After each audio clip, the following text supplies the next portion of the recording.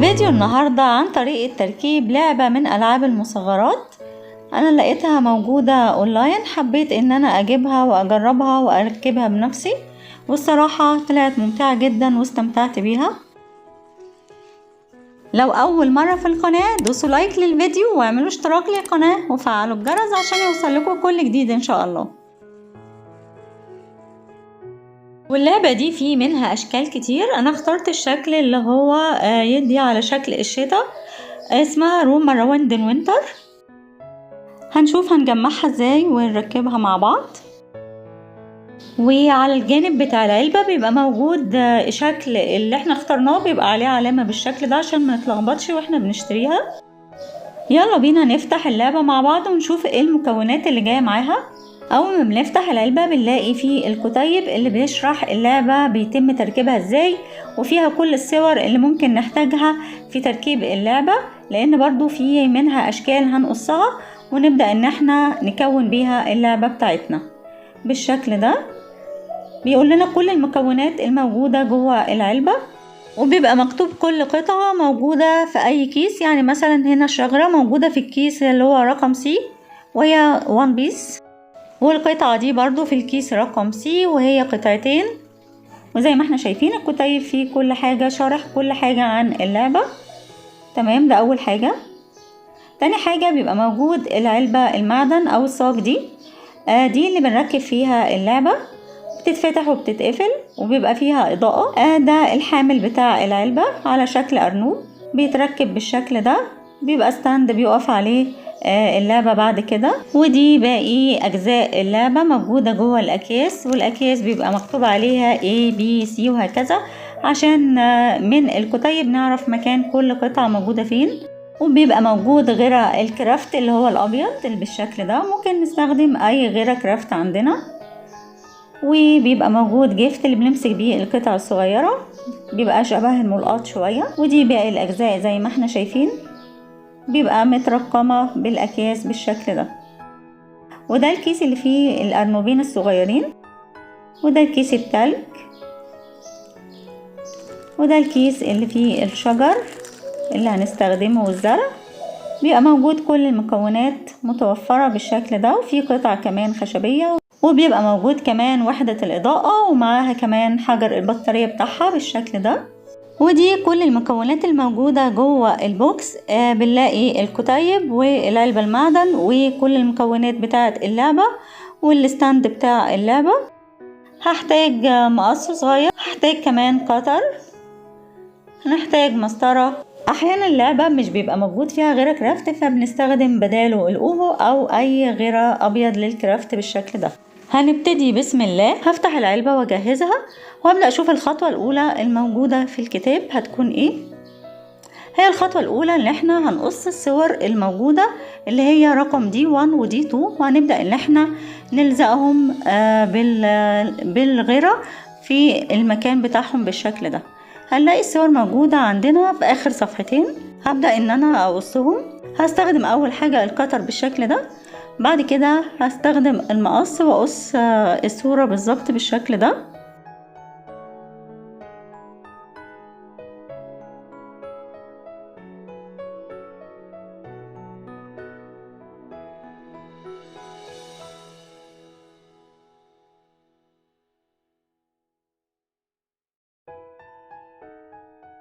دي الصورة التانية قصيتها بالمقص بالشكل ده. بعد كده هنبدأ ان احنا نلزق الصور في مكانها. هبدأ اركب وحدة الاضاءة، اخرجها من الكيس وهبدأ ان انا اركب البطاريات او الحجارة الصغيرة دي في مكانها بالشكل ده. هما 3 احجار. بعد كده هبدأ اربطها بالسلك بتاع اللمبات الليد بالشكل ده من الطرفين.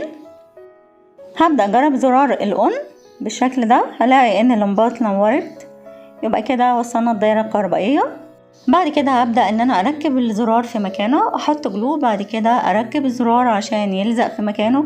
بعد كده هبدأ اركب اللمبات جوه العلبة. انا استخدمت مسدس الشمع عشان تثبت اكتر بالشكل ده. بعد كده بحط الحجارة من جوه وببدأ ان انا اثبت الجزء اللي فوق القاعدة اللي هنبني عليها الشغل كله بالشكل ده. ونخلي بالنا ان احنا نطلع اللمبة من ورا. بعد كده هنلاقي شرح ازاي نعمل الكتاب اللي احنا هنلزقه في العلبة من فوق. هنقص القطعتين دولت ونبدأ ان احنا نشتغل عليهم، اللي هي دي 33 ودي 32، ونبدأ ان احنا نعمل بيهم الكتاب.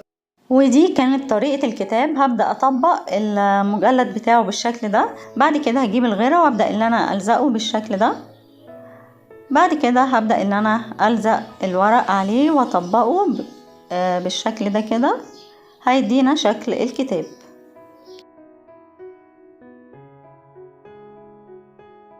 الجزء ده بيوضح لنا الجزء اللي هنعمل بيه مفرش الترابيزة من قطعة القماش الخضراء. هنقص منها على شكل المسدس ده بالشكل ده. هنبدأ نقص المفرش بتاع الترابيزة بالشكل ده عشان نكونها. وهنا في الجزء ده بيبين لنا ان القماشة اللي لونها نبيتي هنعمل منها الاربع دواير دول للكرسي، وهنعمل منها الجزء ده بتاع الشمسية، وهنعمل منها الستارة. فهنبدأ ان احنا نقص الشكل بالشكل ده ونلزقه على القماشة من ورا عشان نقص الباترون كويس. وبعد ما الغيرة بينشف هبدأ اقصهم بالمقص بالشكل ده. هي لعبة لذيذة وممتعة، بس برضو محتاجة صبر وشغل، مش ان هي سهلة يعني. وده الجزء الخاص بجذع الشجرة وكمان السور. ودي الأجزاء الخاصة بملاية السرير والمخدة وكمان مفرش لطبق الفاكهة. قصيت الشنطة ولزقتها بالشكل ده. هعمل لها يد. هاخد جزء من السلك وهبدأ ان انا اتنيه عشان اعمل يد الشنطة. بعد كده هلزقه بالغيرة الابيض بالشكل ده. دي الاجزاء اللي هنقصها ونعمل عليها الروف بتاع الفندق او اللعبة اللي هيتحط عليها التلج او الجليد.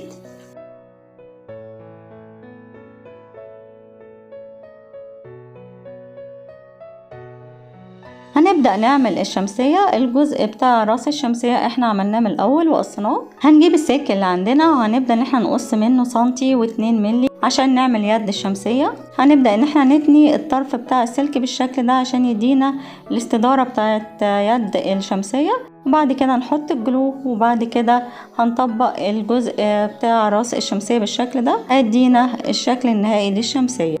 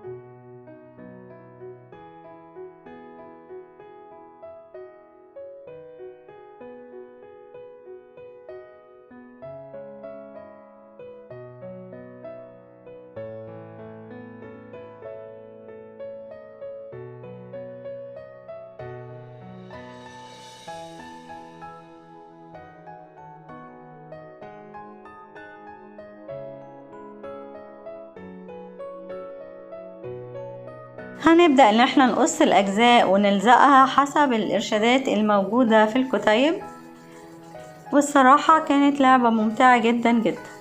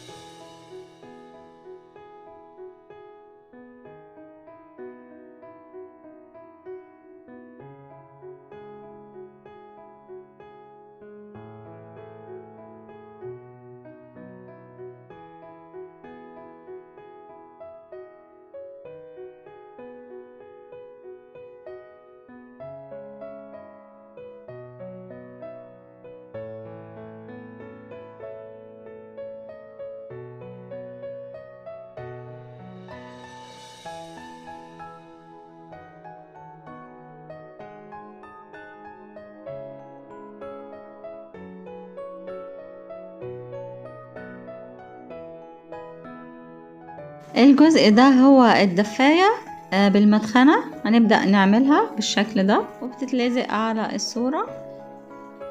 بعد كده بنركب لها الرف العلوي وبنعمل رف صغير عشان نحط عليه طبق وزرع. بنجيب الزرع وبنقطع منه حتت صغيرة.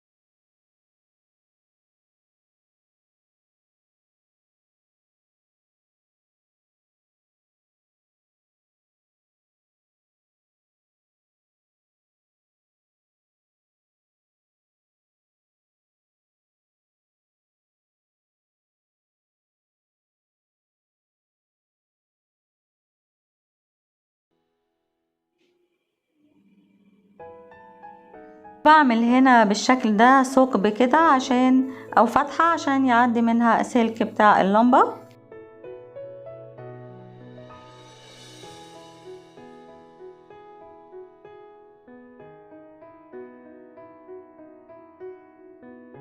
هنبدأ نعمل فازة ورد.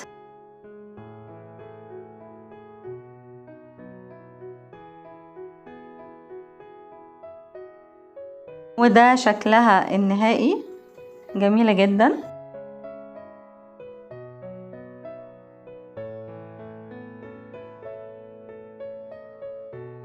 كده خلص المكتب وعليه زهرية الورد والكتاب بالشكل ده. هنا بدأت أعمل الترابيزة بتاعة السفرة بالشكل ده وأعمل لها القاعدة بتاعتها وبعدين أضم المفرش على بعضه. هنا استبدلت اللون الأخضر باللون النبيتي وده طبق الفاكهة اللي هيتحط على ترابيزة السفرة. هبدأ أجمع الدواير جوه بالشكل ده كده. ودي الكاسات اللي هتتحط على السفرة. هبدأ أجمع الأجزاء بتاعة السفرة. أول حاجة الترابيزة هلزقها، بعدين أحط المفرش وبعدين طبق الفاكهة وأحط يعني قطعتين فاكهة برا والكاسات. بعد كده هبدأ أعمل كرسي السفرة بالأجزاء دي.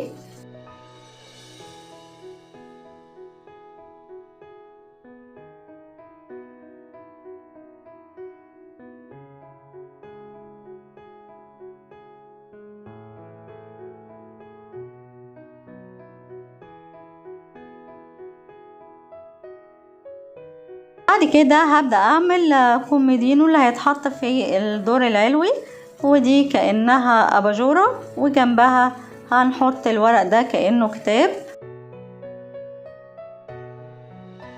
وده تركيب الكوبري اللي برا الفندق. هنلزقه الاول بالشكل ده، وبعدين هنحط فيه شوية من التلج او الجليد، نحط عليه غيرة من فوق، وبعد كده بحط التلج بالشكل ده.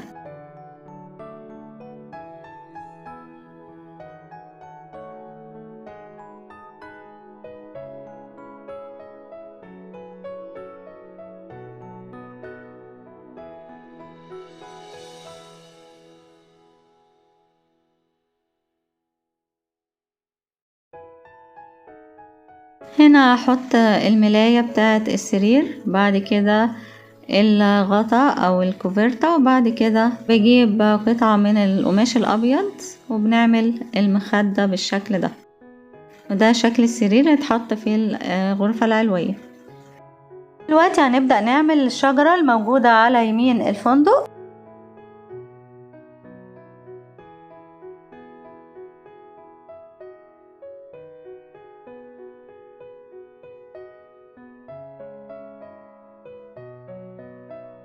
وبنجيب الزرع الموجود عندنا وبنبدأ نقطع منه قطع صغيرة ونحط عليه غيرة ونحط عليه تلج عشان نوزعه جوه اللعبة بالشكل ده. ادخل اللمبة بتاعة النجفة في الفتحة الموجودة واثبتها في مكان كويس عشان ابدأ الزق الجزء بتاع اللعبة في القطعة المعدنية بالشكل ده.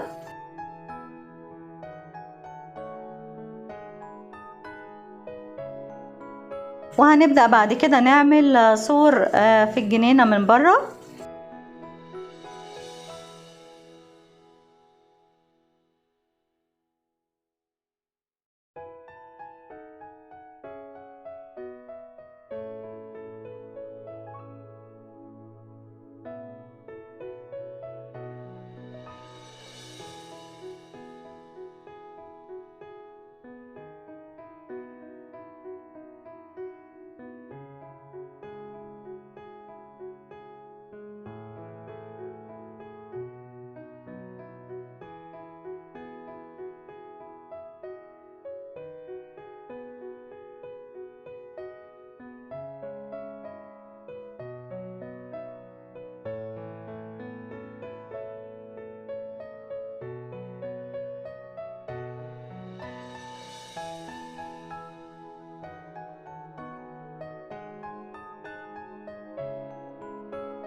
كده خلصت تركيب كل اجزاء اللعبة. هبدأ دلوقتي ان انا احط لمسات بسيطة كده على الزرع. ممكن احط الدواير دي تعمل كأنها ورد بالشكل ده. ببدأ الزق الدواير الملونة على الشجر وعلى الجليد بالشكل ده. ادت شكل حلو جدا.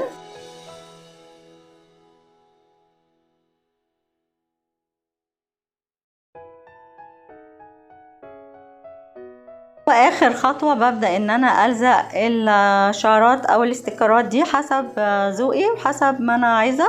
وبنلزق الكتاب اللي عملناه في الاول خالص. بعد كده بجرب الدايرة الكهربائية واتأكد ان الاسلاك متوصلة صح قبل ما اقفل الجزء الخاص بالبطارية. اخر حاجة بحط بقى الغطا بتاع المكان البطارية بالشكل ده. والجزء اللي تحت هحط عليه برضو غيرة وشوية تلج بالشكل ده. وهحط الارانيب في مكانها. ممكن نسيبها بدون لزق او نلزقها. انا لزقتها. وده كان الشكل النهائي للعبة. اتمنى تكون عجبتكم واستمتعتوا معايا بالفيديو. ما تنسوش تعملوا لايك للفيديو واعملوا اشتراك للقناة وفعلوا الجرس عشان يوصلكوا كل جديد ان شاء الله. والسلام عليكم ورحمة الله وبركاته.